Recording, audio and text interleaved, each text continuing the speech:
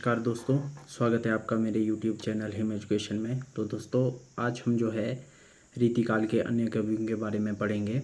पिछली वीडियो में हमने रीतिकाल के बारे में चर्चा की थी और उनकी प्रवृत्तियों के बारे में चर्चा की थी। आज हम रीतिकाल के जो प्रमुख कवि हैं उनके बारे में चर्चा करेंगे।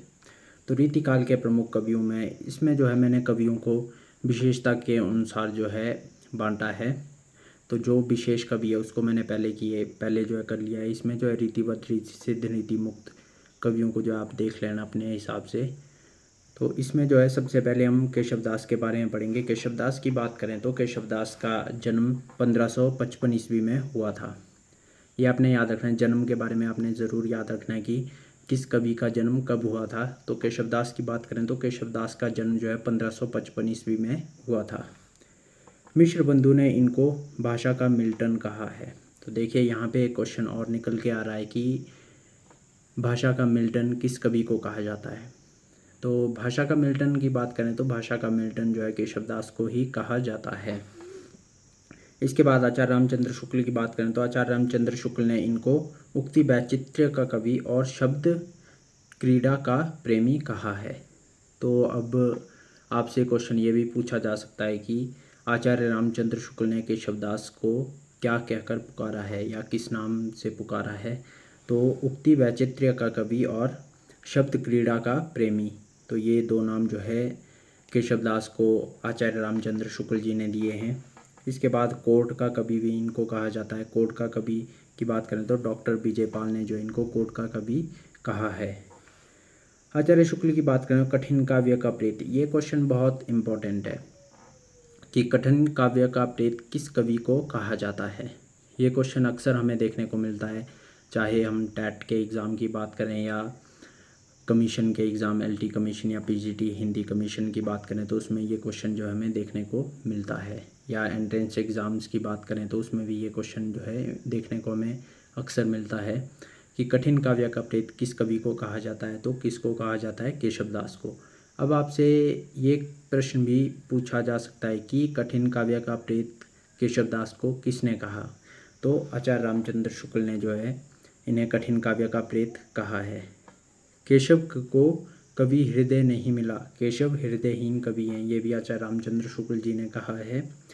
रीतिकाल के सारे कवि रसवादी थे, अकेले केशव ही अलंकारवादी थे।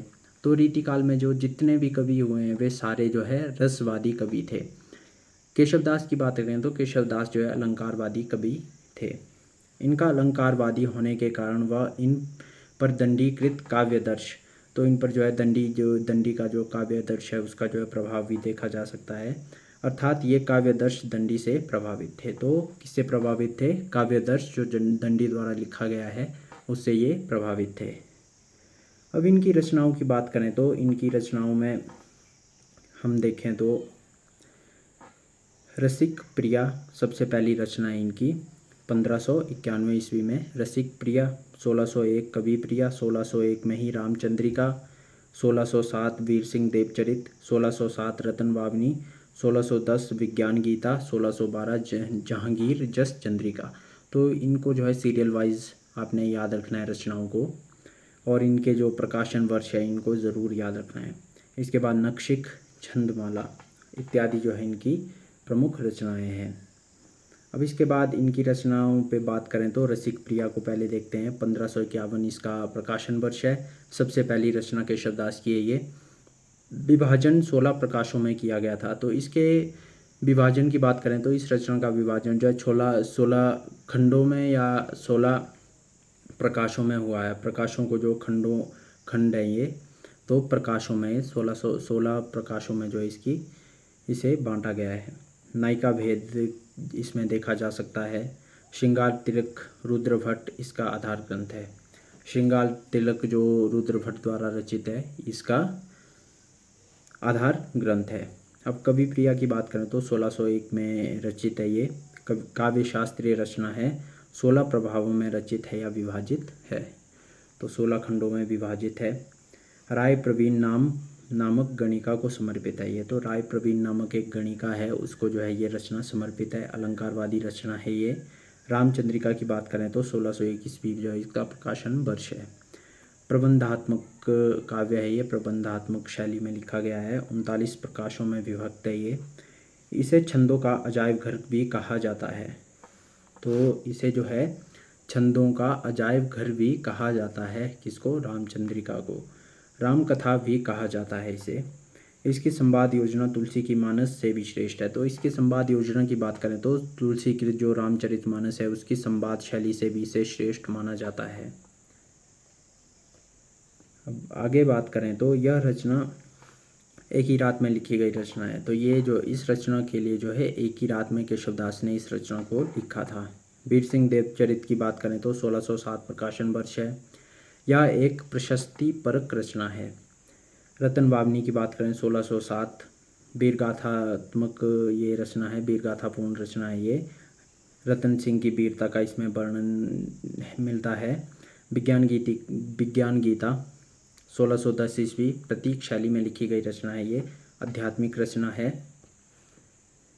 इसके बाद बात करें तो कृष्ण कवि के प्रबोध चंद्रोदय नाटक पर आधारित रचना है ये। तो कृष्ण कवि ने जो प्रबोध चंद्रोदय नामक नाटक लिखा था उस पे जो है आधारित ये रचना है। कौन सी रचना? विज्ञान गीता। इसके बाद बात करें तो एक पाणिहारी से इसे लिखने की प्रेरणा मिली थी। एक पाणिहारी से जो इसे लिखने की इनको प्रेरणा मिली थी। जहांगीर जस चंद्रिका 1612, राधा जी के विविध रूपों का इसमें वर्णन मिलता है। नक्शिक रचना है ये। इसके बाद बात करें तो छंदमाला, छंदों पर आधारित रचना है ये। अब इसके बाद नेक्स्ट कवि आते हैं हमारे चिंतामणि। तो ये जो है रीतिबद्ध शाखा के प्रमुख कवि हैं आचार्य चिंतामणि। जन्म की बात करें तो 1600 ईस्वी में इनका जन्म हुआ था। रीतिकाल के प्रथम आचार्य माने जाते हैं ये आपने याद रखना है कि रीतिकाल के प्रथम आचार्य कौन है। पिछली वीडियो में मैंने आप सबको ये बताया कि प्रथम आचार्य कौन है, श्रेष्ठ आचार्य कौन है, अंतिम आचार्य कौन है, अंतिम कवि कौन है, ये इस सब के बारे में जो है मैंने आपको पिछली वीडियो में जानकारी दे दी है। तो आप उस वीडियो को भी देख सकते हैं। उसका लिंक मैं आपको डिस्क्रिप्शन बॉक्स में या ऊपर आई बटन में दे दूंगा, तो वहाँ से आप जो है देख सकते हैं। इसकी मैंने हिंदी साहित्य के इतिहास की अलग से प्लेलिस्ट बना के रखी है, वहाँ से देख सकते हैं। तो आइए बात करते हैं कि प्रथम आचार्य हैं ये। आचार्य शुक्ल ने इन्हें रीतिकाल का प्रवर्तक कहा है। तो आचार्य शुक्ल जो है इन्हें रीतिकाल का प्रवर्तक मानते हैं। रचनाओं की बात करें तो कविकुल, कल्पतरु, श्रृंगार मंजरी, काव्य विवेक, काव्य प्रकाश, छंद विचार, कवित्व विचार, रस विलास, कृष्ण चरित इनकी रचनाएं हैं। इसके बाद नाम आता है कुलपति मिश्र। कुलपति मिश्र की जो है रचनाएं इंपॉर्टेंट है। तो रचनाओं को देखें तो रस रहस्य, संग्राम सार, दुर्गा भक्ति चंद्रिका, द्रोण पर्व, युक्ति तरंगिणी, नखशिख इनकी जो है प्रमुख रचनाएं हैं। भिखारी दास की बात करें तो काव्य निर्णय, श्रृंगार निर्णय, रस सारांश, शतरंज शतिका, छंदार्णव, पिंगल, शब्द नाम कोश, विष्णु पुराण भाषा इनकी जो है प्रमुख रचनाएं हैं। किसकी रचनाएं? ये कुलपति मिश्र की।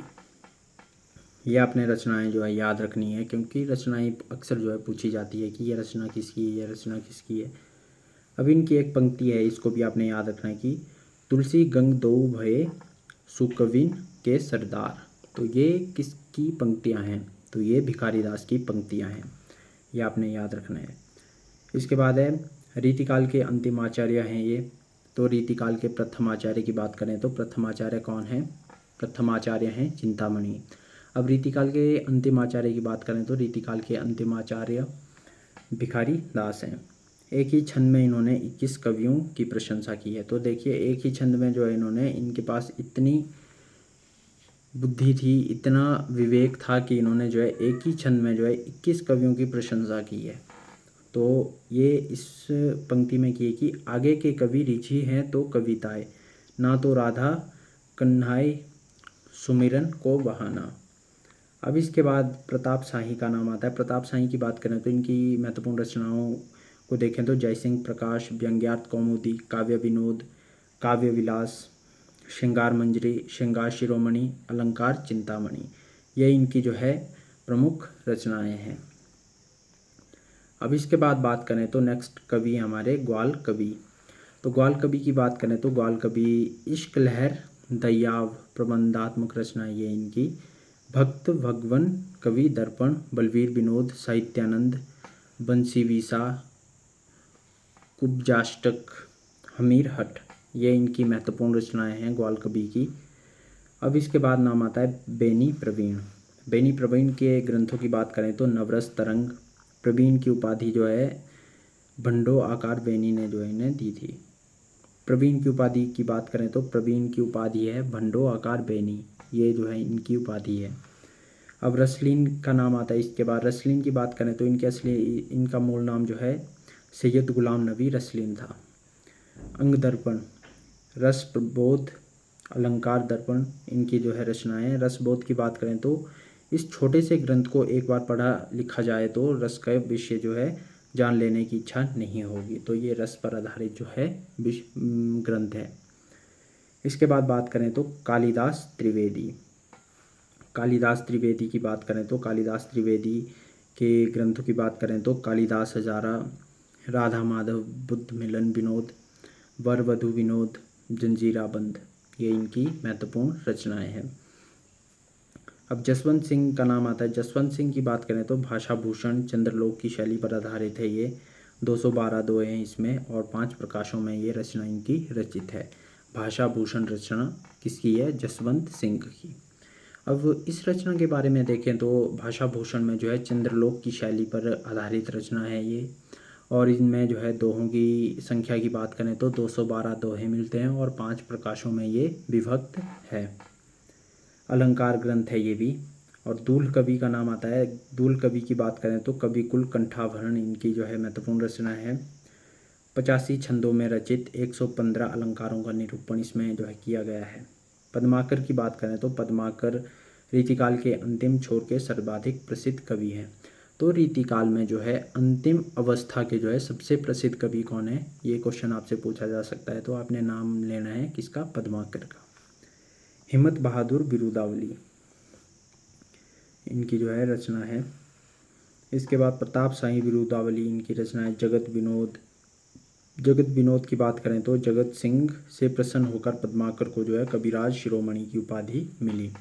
तो जगत विनोद रचना को लेकर जो है इन्हें जो है जगत सिंह ने जो है प्रसन्न होकर इन्हें कविराज शिरोमणि की उपाधि दी थी। तो कविराज शिरोमणि किस कवि को कहा जाता है? पद्माकर कवि को कहा जाता है।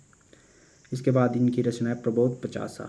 प्रबोध पचासा की बात करें तो अंतिम समय में लिखी गई रचना है ये। इनकी मतलब कि जीवन के अंतिम समय में लिखी गई रचना है ये। रोगग्रस्त होने पर जो है इन्होंने लिखी थी। गंगा लहरी, कली पच्चीसी, पद्मा भरण जो है इनकी अन्य रचनाएं हैं। अब इसके बाद आगे हम जो है आगे के कवियों के बारे में जो है हम नेक्स्ट वीडियो में पढ़ेंगे, क्योंकि ये वीडियो लंबी हो जाएगी, तो उस वजह से जो है हम अगले कवियों को जो है दूसरे भाग में, दूसरे पार्ट में जो है हम करेंगे, क्योंकि अभी कवियों की संख्या जो है थोड़ी अधिक है। तो अगर वीडियो अच्छी लगी हो तो लाइक करें, शेयर करें, कमेंट करें, और अगर चैनल पर नए हो तो सब्सक्राइब ज़रूर करें और जुड़े रहें इस सीरीज़ के साथ, क्योंकि इसमें मैं आपको जो है हिंदी साहित्य का इतिहास जो है पूरा पढ़ाने वाला हूँ। हमने जो है पहले आदिकाल, भक्तिकाल जो है पूरा कर लिया है। भक्तिकाल के बाद बात करें तो अब रीतिकाल जो हमने शुरू किया है। रीतिकाल की भी एक वीडियो मैंने डाल के रखी है, दूसरी वीडियो रीतिकाल की है। इसके बाद जो है हम कल अन्य कवियों के बारे में पढ़ेंगे। अभी हमने जिन कवियों के बारे में चर्चा की है उनके बारे में आप पढ़िए, मंथन कीजिए। तब तक के लिए मिलते हैं फिर नेक्स्ट वीडियो के साथ। तब तक के लिए धन्यवाद।